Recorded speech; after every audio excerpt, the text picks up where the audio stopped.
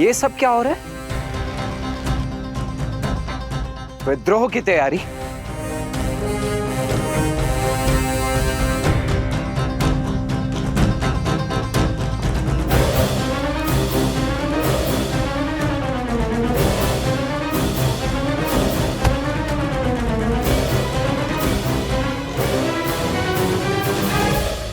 तो अब आप सब श्री राम के विरुद्ध उस शस्त्र उठाने को उत्सुक हैं।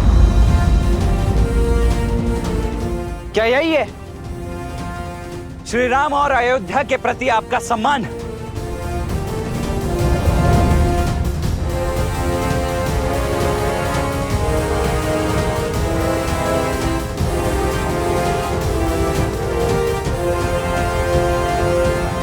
हम विद्रोह नहीं कर रहे हैं, हम राजभक्ति निभा रहे हैं। देखिए कुमार, हम आज भी आपका सम्मान करते हैं, रघुकुल का मान रखते हैं। जिस धर्म के लिए रघुकुल के ऋणी हैं, वही ऋण उन बालकों ने हम पर चढ़ा दिया है। धर्म कहता है आने वाले पूर्णिमा तक हम अपने नए राजा का साथ दें। अतः आपसे विनती है, आप भी तनिक अपनी प्रजा पर विश्वास कीजिए। अपने राजा की ढाल बनना यदि आपकी इच्छा है, तो अपने राजा की आज्ञा का पालन करना मेरा कर्तव्य है। उन दोनों ऋषि कुमारों ने हमारे अश्व और मेरे छोटे भाई शत्रुघ्न का अपहरण किया है। अब या तो आप हमें वो अश्व और शत्रुघ्न लौटा दीजिए, अन्यथा युद्ध के लिए सज्ज हो जाइए।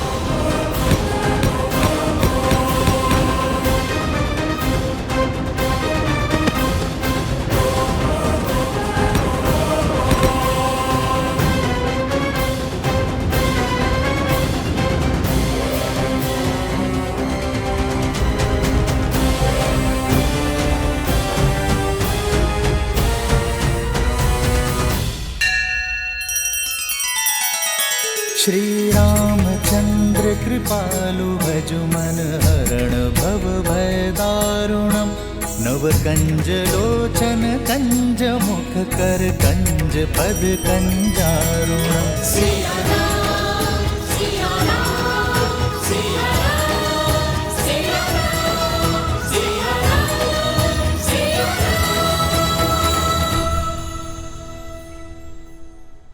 हमने आपसे पहले भी कहा था, महाराज और युवराज यहाँ नहीं है, वे किसी उद्देश्य पूर्ति हेतु बाहर गए हैं। यदि आप उनके बिना भीतर आना चाहते हैं तो आपको हमें मृत्यु के घाट उतारना होगा और इस गांव को मरघट बनाना होगा, भूत प्रेतों का नगर बनाना होगा।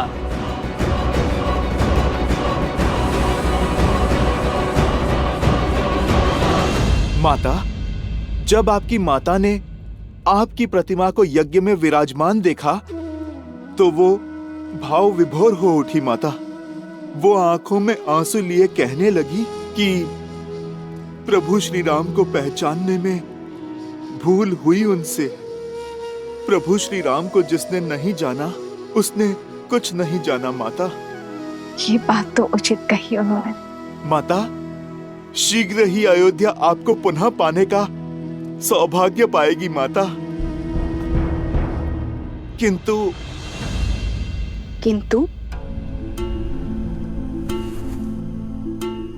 किंतु माता, एक प्रश्न है जो और प्रतीक्षा नहीं कर सकता। माता, ये मन भी कितना विचित्र है। दुर्भाग्य पर संदेह नहीं करता और सौभाग्य पर विश्वास नहीं करता।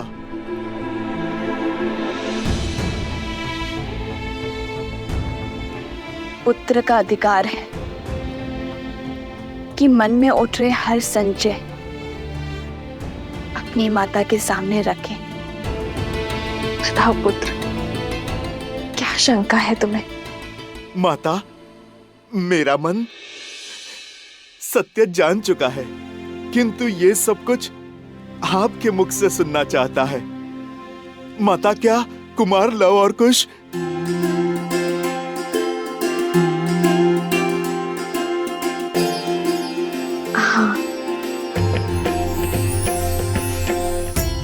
कुछ मेरे ही पुत्र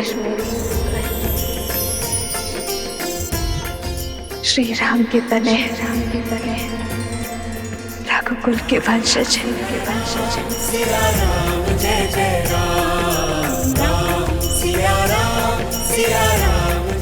माता, मैं जानता था, मेरा मन झूठ नहीं कह सकता माता। वो दोनों मेरी माता के पुत्र हैं, मेरे छोटे भाई हैं, मेरे छोटे भाई हैं माता, मेरे छोटे भाई हैं। लवकुश मेरे छोटे भाई हैं माता। हनुमान, इतनी आयु में भी बचपन। अब माता के सामने तो ये पुत्र बच्चा ही रहेगा ना माता। और फिर माता, बात भी तो ऐसी ही है। मैंने तो लवकुश को देखते ही उनमें आपकी और प्रभु की छवि पाली थी माता। उनकी कला, उनका तेज, उनका शौर्य बिल्कुल प्रभु की भांति है। मेरे प्रभु और मेरी माता की आत्मा का विलक्षण संगम है दोनों।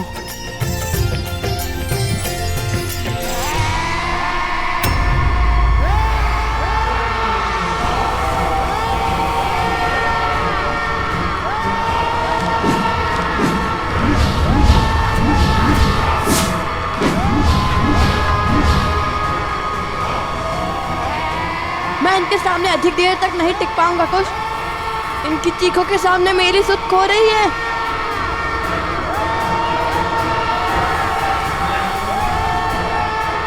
कुश, ये तो रुक ही नहीं रहे हैं।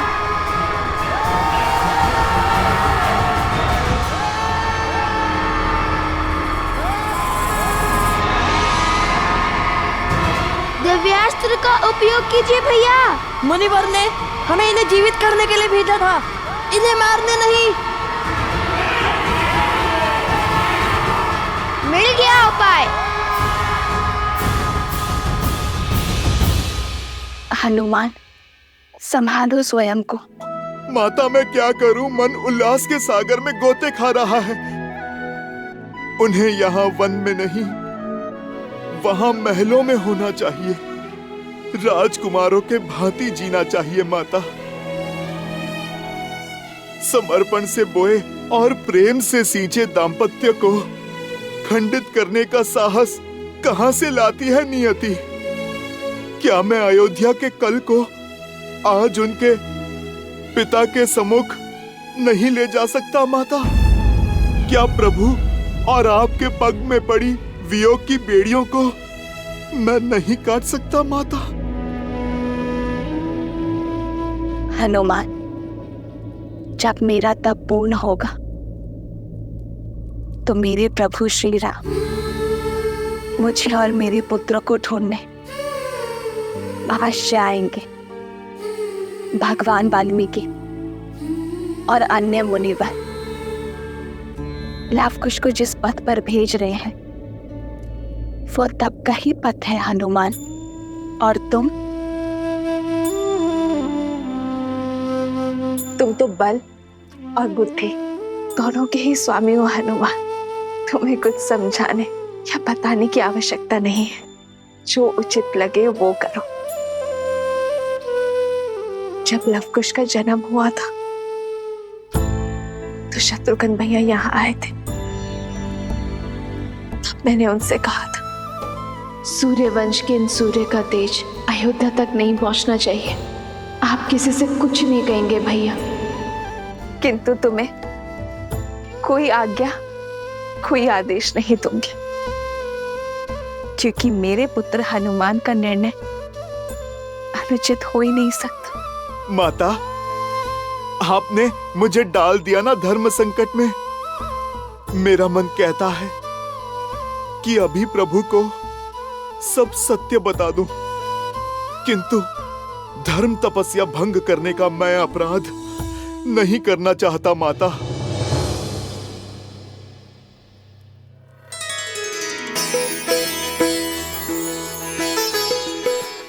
अब तो केवल एक ही है जो मार्गदर्शन कर सकते हैं।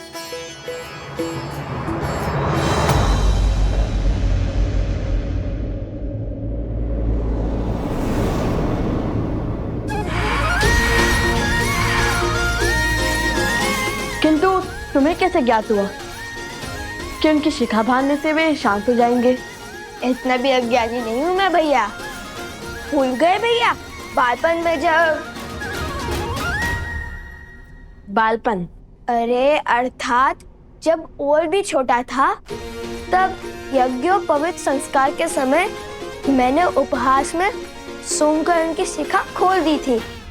तब माता ने बताया था, शिखा ऊर्जा को शीश चक्र को चारों ओर केंद्रित करती है, व्यक्ति को उच्च चेतना और दिव्य ऊर्जा से जोड़ती है। इसे खोलकर रखने से ऊर्जा अधिक स्वतंत्र रूप से प्रवाहित हो सकती है और बांधने से रुक सकती है, जिससे व्यक्ति का मन और मस्तिष्क भी स्थिर हो जाता है। अति उत्तम। चलो, कुछ तो पाठ स्मरण है तुम्हें।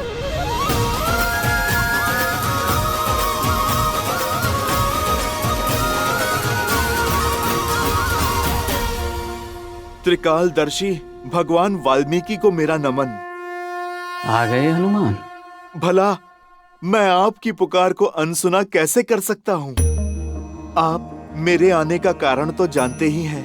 लव और कुश अयोध्यापति श्री राम के पुत्र हैं, किंतु संसार को ये सत्य बताने का समय अभी नहीं आया, क्योंकि आप उन्हें किसी बड़े उद्देश्य की पूर्ति के लिए सज्ज कर रहे हैं, जैसी आपकी इच्छा।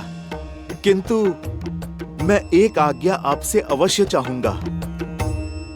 आप मुझे मना मत कीजिएगा।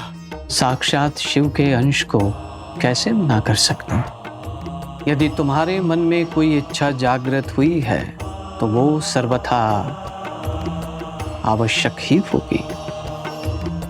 बोलो, क्या चाहते हो?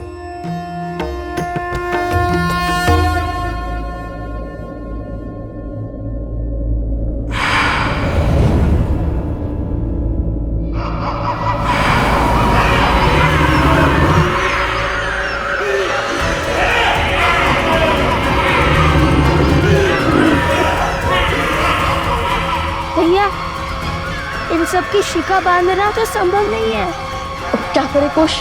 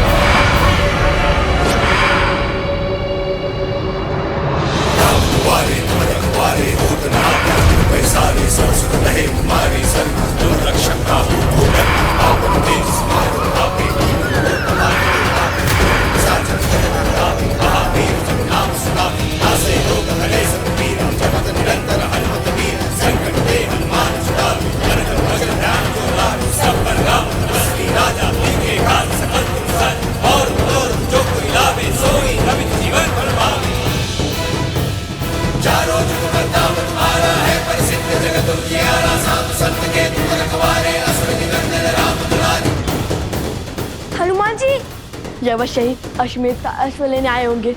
भागो कुश। अरे ऋषि कुमारो, रुकिए।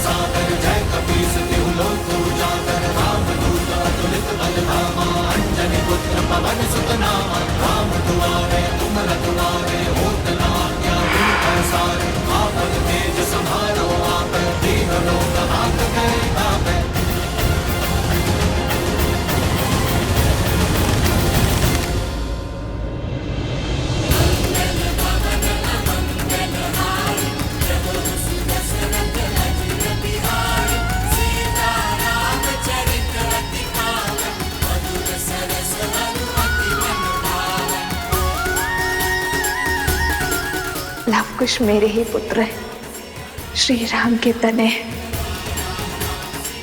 रघुकुल के वंशज। आगे मत बढ़ना, अन्यथा अपने बाण से छल्ली कर देंगे हम। भैया मिथ्या नहीं कहते। रुक जाइए हनुमान जी।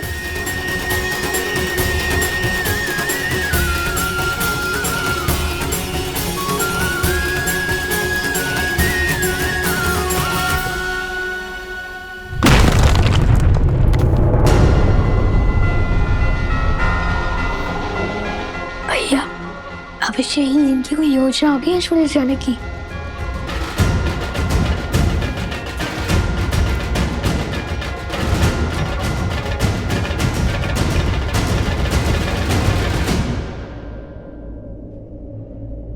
यदि आप अश्वमेध के अश्व को लेने आए हैं तो लौट जाइए।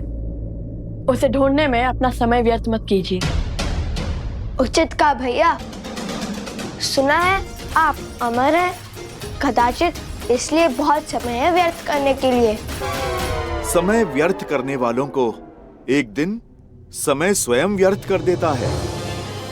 वैसे मैं यहाँ पर अश्व के लिए नहीं आया हूँ, मैं तो प्रभु श्री राम का सेवक हूँ, सैनिक नहीं। बिना इच्छा मैं नहीं लड़ता। तो फिर आप यहाँ क्यों आए? आप दोनों की सहायता करने। आप दोनों माता सीता की खोज में निकले हैं ना? उनका तो पुत्र मैं भी हूँ। आप दोनों का हाथ बटा दूं? तो श्री राम को हरा कर हमारे प्रश्नों का उत्तर देने के लिए बाध्य करेंगे, उनका साथ छोड़कर हमारा हाथ थामेंगे, प्रभु की सेवा से मुंह मोड़ेंगे। जब आप दोनों प्रभु श्री राम के समक्ष खड़े होंगे, मैं वचन देता हूँ, तब ना तो किसी का साथ दूंगा और ना ही हाथ थामूंगा। प्रभु राम की सेवा हो या फिर माता सीता की सेवा, वो दोनों एक ही तो हैं मेरे लिए। ठीक है, आप हमारे साथ आ सकते हैं। पहले बताइए इस सहायता के बदले में क्या चाहिए आपको?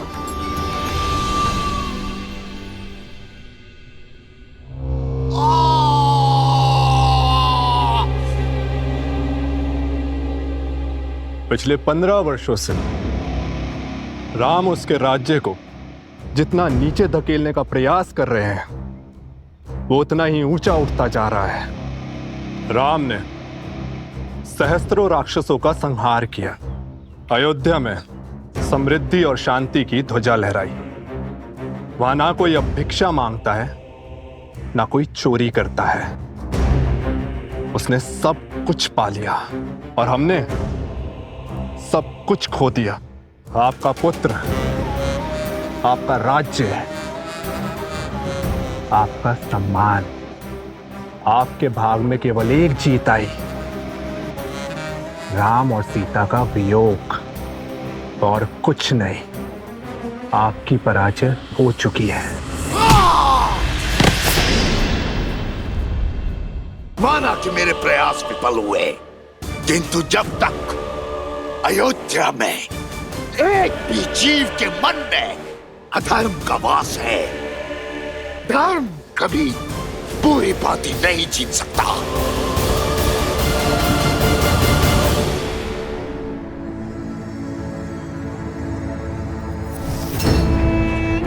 सत्य अनेक अर्थी नहीं होता है, उसका केवल एक ही अर्थ होता है, एक ही रूप होता है, एक ही स्वरूप होता है। जबकि मिथ्या शास्त्रों मुखोटे लेके घूमता है। दूध में दही की एक बूंद की भांति होता है। पहले पहले तो कुछ नहीं बदलता, किंतु फिर सत्य का स्वरूप भी बदल देता है। अगली चाल क्या होगी महाराज? अश्व ने उसे यही कहीं छुपाया होगा। मार डालो उसे। लक्ष्मण को वो अश्व जीवित नहीं मिलना चाहिए। अश्व मरा तो राम कभी उन बालकों को क्षमा नहीं करेगा, उनका अंत होगा और तब हम उनका सत्य संसार के सामने लाएंगे। सीता इस विश्वासघात को कभी नहीं सह पाएगी। पति से वियोग का विष तो पी गई, किंतु पुत्रों की मृत्यु का दंश नहीं सह पाएंगे। और सीता की मृत्यु राम के अंत का कारण बनेगी।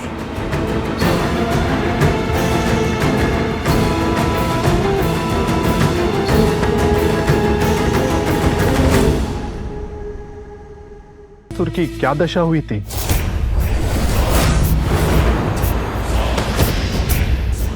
उसका भी उपाय शीघ्र खोज लूंगा मैं। तुम जाओ और लक्ष्मण से पहले उस आशु को खोजो। जाओ।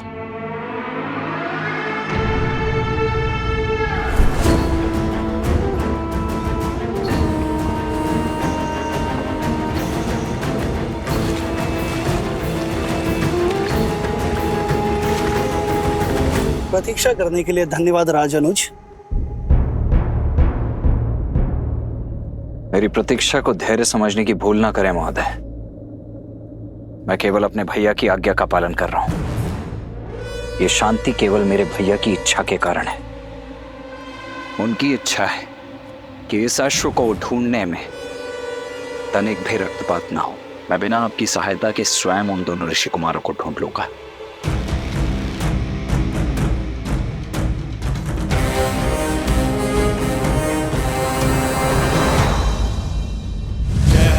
जय हनुमान जय हनुमान जय हनुमान जय हनुमान जय हनुमान जय हनुमान जय हनुमान। दुर्गम काज जगत के जेते, सुगम अनुग्रह तुम्हारे तेते। इस सहायता के बदले में क्या चाहिए आपको? और अब उत्तर भी दीजिए। हनुमान जी, अति उत्तम। इनकी गोद में 100% सुरक्षित हो। जय सिया राम। अरे ये बालक तो जाग रहा है।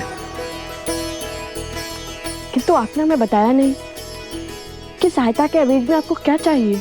क्या आप दोनों ने वो गीत गाना छोड़ दिया? क्या? राम कथा।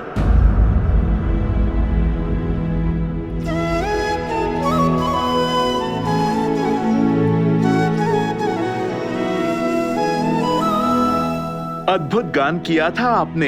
एक बार पुनः मेरे लिए उसका गान करें। कदापि नहीं। प्रभु श्री राम और माता सीता के प्रति हमारे मन में श्रद्धा और समर्पण अडिग है। इसलिए जब तक हम अपने प्रश्नों का उत्तर नहीं पा लेते, हम राम कथा का गायन भी नहीं करेंगे।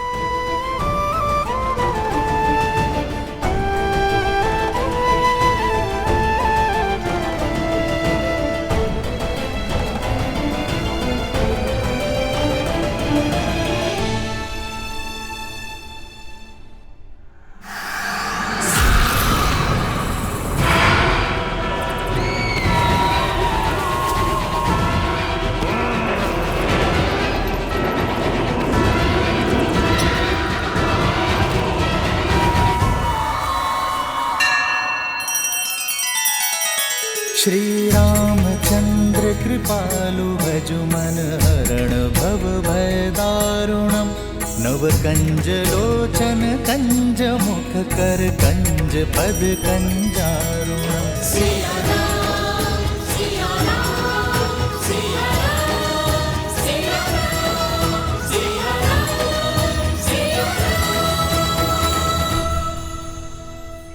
इसलिए हम प्रश्न करना चाहते हैं उनसे, और ये प्रश्न केवल उनसे नहीं हो सकता, तो चल पड़े माता सीता को खोजने। अब ये खोज शीघ्र पूर्ण होगी। तो राम कथा का गान भी तभी होगा। अद्भुत आनंद आ रहा है। हनुमान जी ने मुझे अपने शीश पर उठा रखा है। आनंद, परम आनंद। हाँ, हनुमान जी, नहीं नहीं, नीचे मत रखो। आनंद आ रहा था।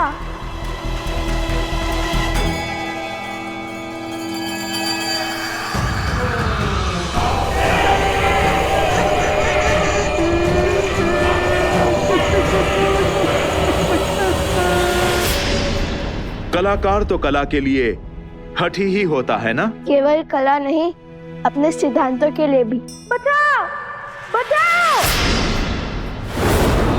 बचाओ, बचाओ, बचाओ, बचाओ।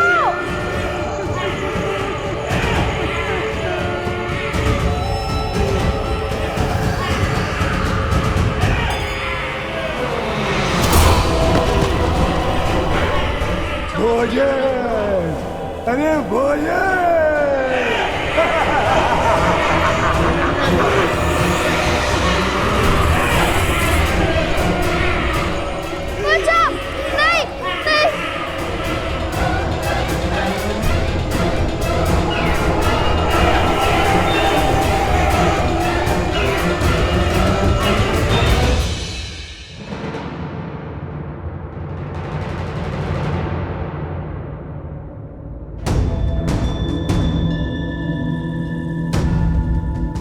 मेरा हृदय कहता है कि मेरा भाई शत्रुघ्न यहीं कहीं पास ही में है, और मैं ये भी जानता हूं कि निश्चित रूप से वो सुरक्षित भी है। भला दो कलाकार ऋषि कुमार महावीर शत्रुघ्न को क्या ही क्षति पहुंचा देंगे। राज अनुज, जब से हम यहाँ आए हैं तब से केवल एक कुटीर के द्वार खुले हैं और उसके बाहर बहुत सा चारा रखा था, किंतु कुछ समय बाद बहुत सा चारा लुप्त हो गया। वहां किसी के होने की आशंका लगती है। कहाँ है वो स्थान? वहां।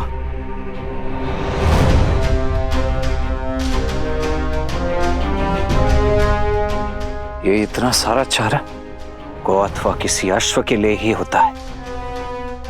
भैया का आदेश न होता तो मैं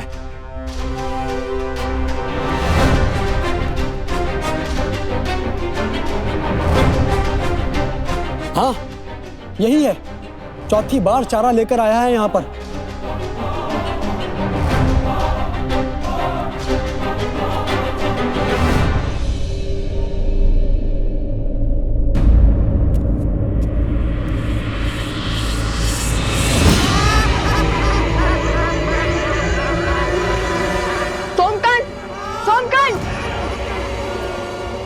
हनुमान जी, आपको तो हमारी सहायता करनी थी ना।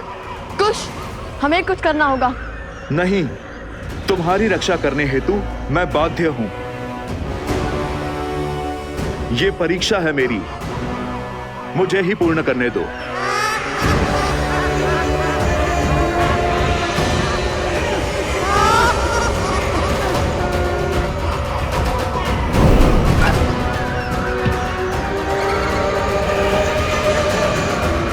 जय श्री राम।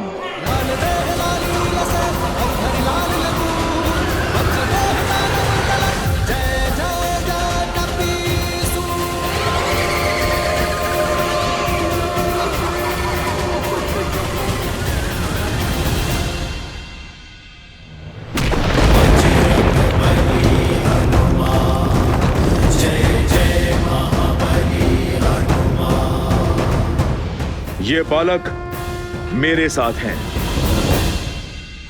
हनुमान, हनुमान, हनुमान, हनुमान। जय श्री राम। हनुमान, हनुमान, महावीर प्रभु हनुमान, महावीर प्रभु हनुमान, महावीर प्रभु हनुमान। धन्यवाद हनुमान जी, आपने मुझे बचा लिया।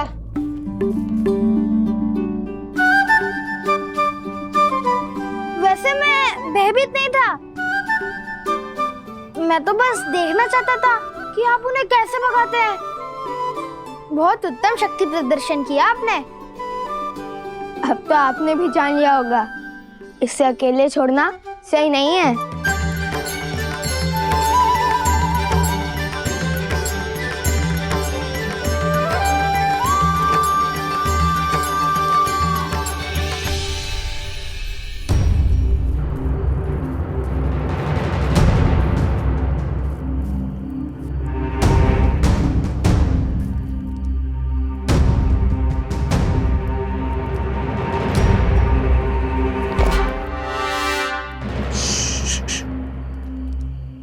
कोई भी ध्वनि नहीं होनी चाहिए।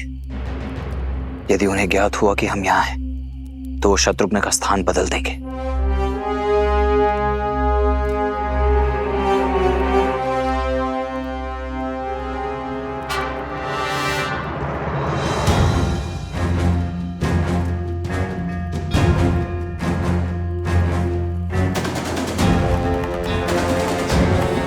असंभव। अभी कुछ ही क्षणों पूर्व तो यहां इतनी सारी घास रखी हुई थी, अभी अभी समाप्त। ये निश्चित रूप से किसी अश्व का ही भोजन है, परंतु यहां कहीं कोई अश्व दिखाई क्यों नहीं दे रहा है? मित्र, ये अश्व को खोज रहे हैं या राजनु शत्रुघ्न को?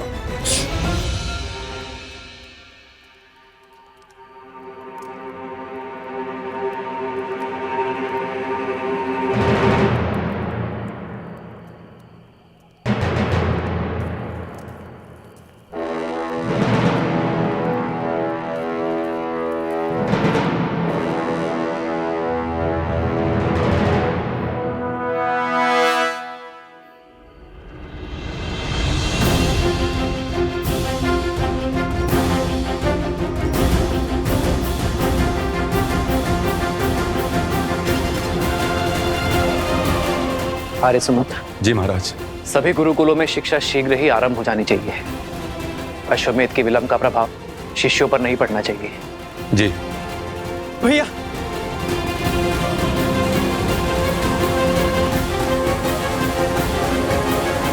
क्या हुआ भरत?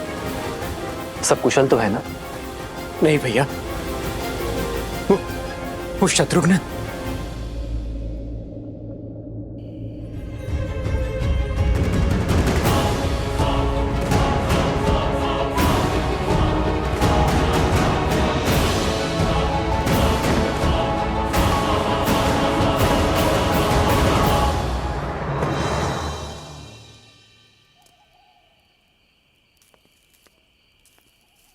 शत्रुघ्न, शत्रुघ्न,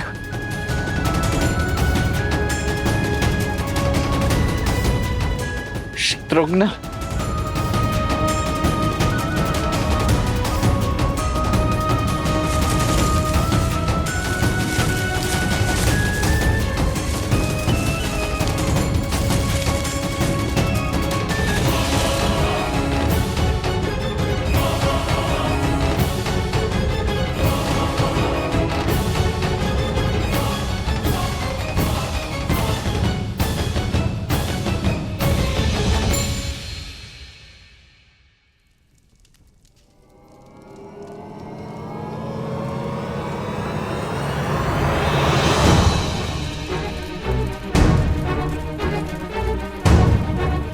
भैया ये देखिए, शत्रुघ्न का आसन। ये तो अवश्य अनिष्ट का प्रतीक है। किंतु ये सब हुआ कैसे भरत? संध्या के पश्चात जब सेवक दीपक बुझा रहे थे तब।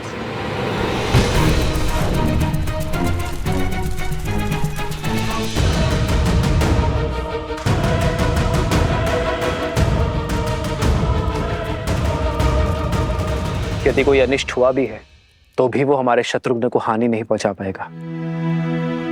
हनुमान और लक्ष्मण उसे खोजने गए हैं ना? भैया, मैंने लक्ष्मण की ओर एक दूत भेजा था और उसकी कोई सूचना नहीं मिली। मेरा मन बहुत घबरा रहा है। जब तक स्वयं सूद नहीं लूंगा तब तक मेरा मन अधीर ही रहेगा। आप मुझे आज्ञा दीजिए। प्रकृति कभी सीधे संदेश नहीं देती। भिन्न भिन्न मार्गों से, भिन्न भिन्न संकेतों से हमें अपनी बात समझाती है महाराज। जी आचार्य, और उन ऋषि कुमारों का लक्ष्मण और शत्रुघ्न को आहत पहुंचाना असंभव है। यदि वो दोनों चाहते तो सम्मोहन अस्त्र का प्रभाव कर बेसु शत्रुघ्न को हानि पहुंचा सकते थे, किंतु वो लौट गए हैं। अवश्य ही कोई कारण है जो हमें ज्ञात नहीं है। भैया, ये घटना उससे भी अधिक चिंताजनक है।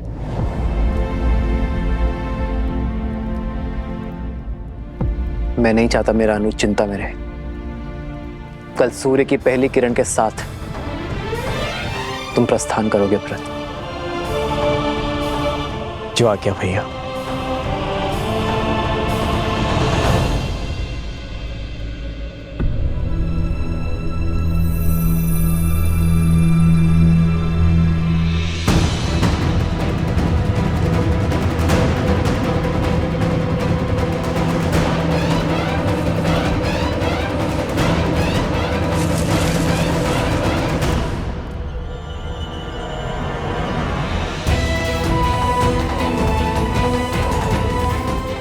शत्रुघ्न का मुकुट और धनुष।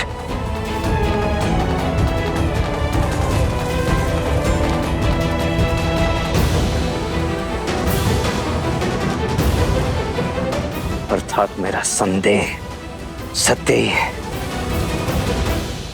शत्रुघ्न को उन दोनों ऋषि कुमारों ने ही छिपा है।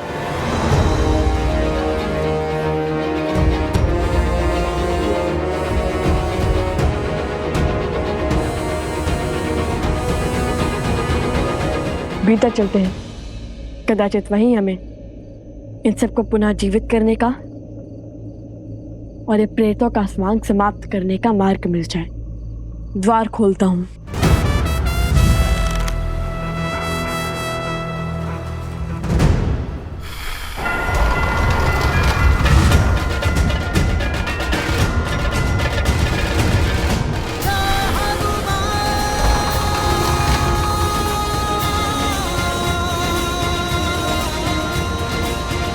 हनुमान जी, आपके बल से परिचित है हम, किंतु ये कार्य अगस्त्य ऋषि ने हमें सौंपा है, तो कृपया करके ये दायित्व हमें ही उठाने दे।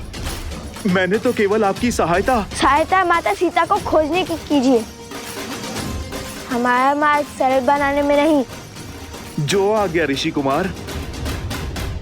आप द्वार के बाहर ही यहाँ पर अपनी दृष्टि रखिए। परंतु छोड़िए और यहाँ रुककर यहाँ की दृष्टि रखिए। ये हमारे राजा लव का आदेश है।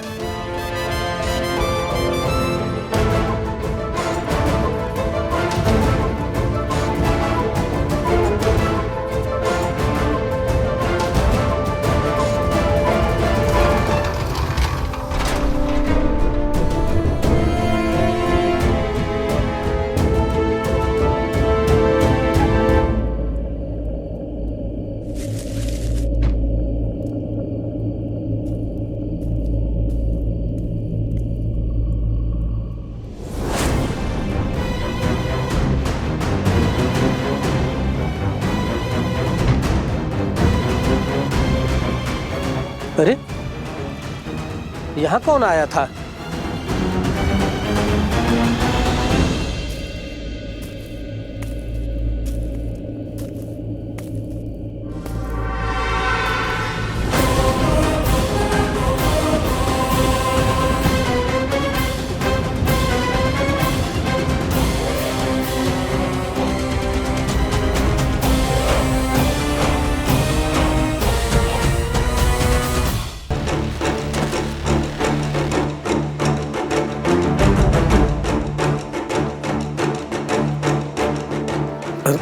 राजानुज, आप यहाँ कैसे? पहले ये बताओ, ये यहाँ कैसे?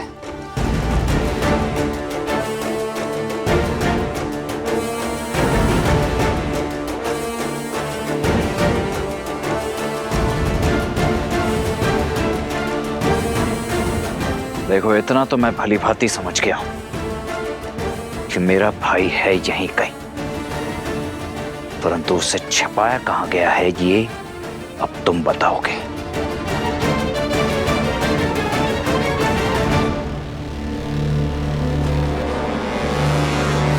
राजद्रोह मत करवाइए राजानुज, मैं ये लांछन सह नहीं पाऊंगा। तब तो एक ही मार्ग शेष है, मेरा वारसा हो तुम।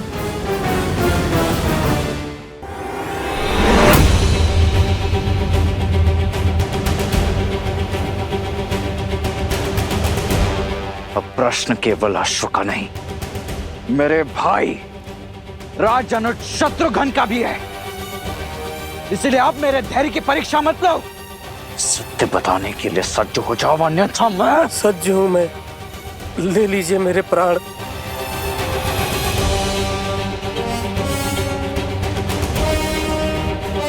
अच्छा लगा ये देखकर कि इक्ष्वाकु वंश ने जो धर्म का बीज कौशलराज में बोया था, वो अब राजभक्ति का घनघोर वृक्ष बन चुका है। किंतु मेरी एक बात ध्यान से सुन लो, या तो आज तुम्हारे मुख से सत्य निकलेगा, अन्यथा निकलेंगे प्राण।